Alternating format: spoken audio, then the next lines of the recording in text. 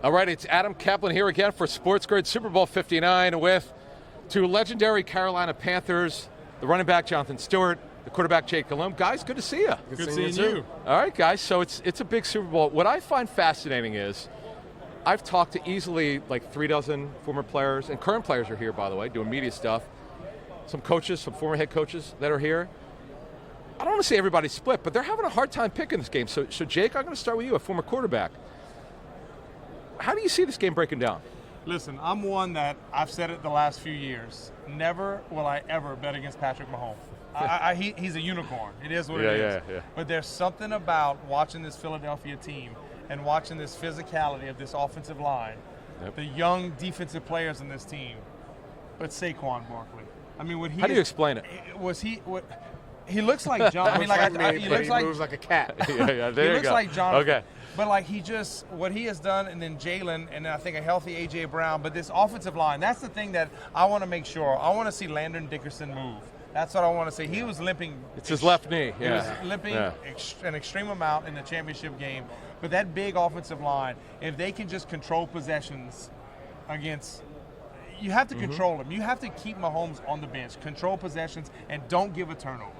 Jonathan, when you run behind a line like this as a running back, how does that make you feel? Empowered, unstoppable. I am now on the second level, which means they're smaller.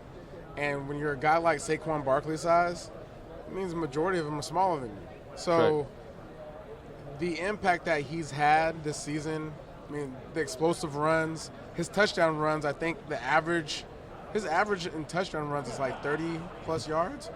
30 yards is his average touchdown run. So the explosiveness there, it becomes such a systematic thing that it's ingrained in you.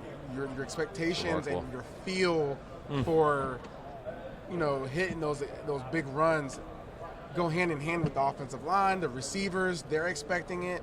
So the game plan, I'm confident every time I go into the game. When you're rolling, okay, speaking of your confidence, let's touch on that. When you're on a roll in your career with the Panthers, and I know you had D'Angelo Williams with you for part of it, but when you're on a roll, as a running back, is it just, and not only does it build your confidence, but do you feel like you could do anything? Yeah, especially when you get to the point where you can do pre-snap read, right? Safety low, okay, maybe I might need to keep this thing,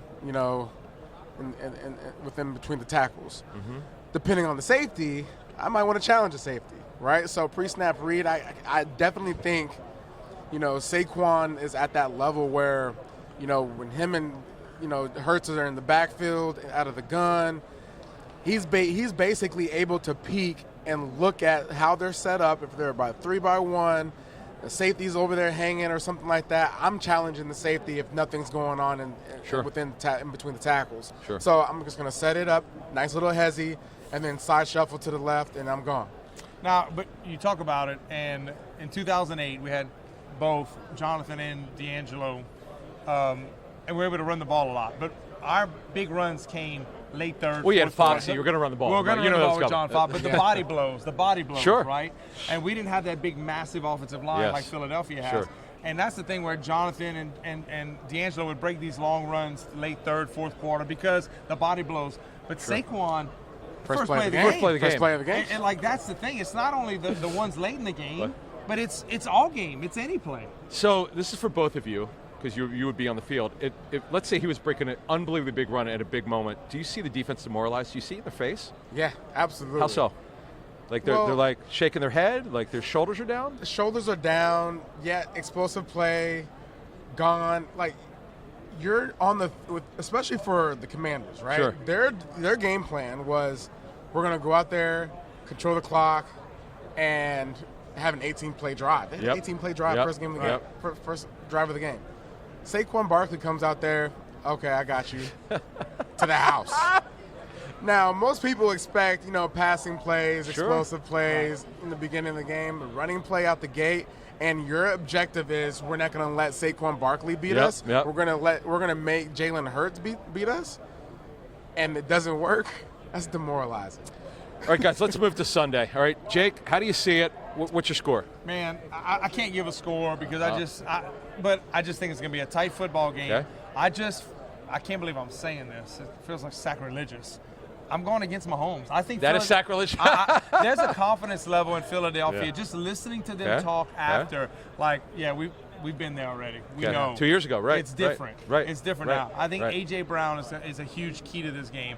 He's one that you got to get him involved somehow, some way.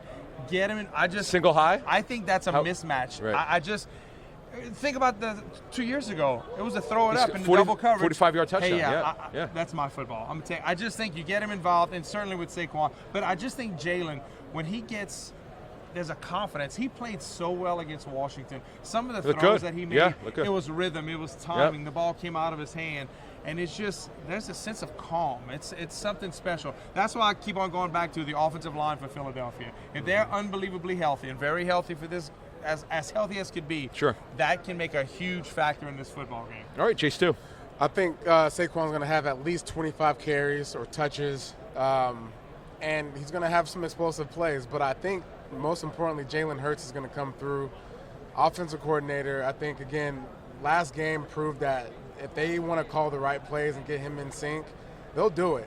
And when you have Saquon Barkley running the ball how he's been doing it, Spags has to choose one or the other. You can't choose both. Sure. You're going to have to either say, I'm going to commit to stopping the run and Saquon Barkley's not going to be the guy that destroys us, or I'm going to play coverage, right? Nice. So you got to pick one or the other. And I think they're going to try to stop the run, and A.J. Brown's going to be a huge difference. Get him one-on-one in coverage, right? Single high safety. Jalen loves it when he sees single high. That ball's coming out. You know that as a quarterback. You like that. I had Steve Smith. I had Rashin Muhammad. But one-on-one coverage, that's open. That's right.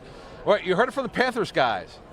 They think it's going to be a green win in New Orleans. For Jake Delhomme and Jonathan Stewart, I'm Adam Caplan.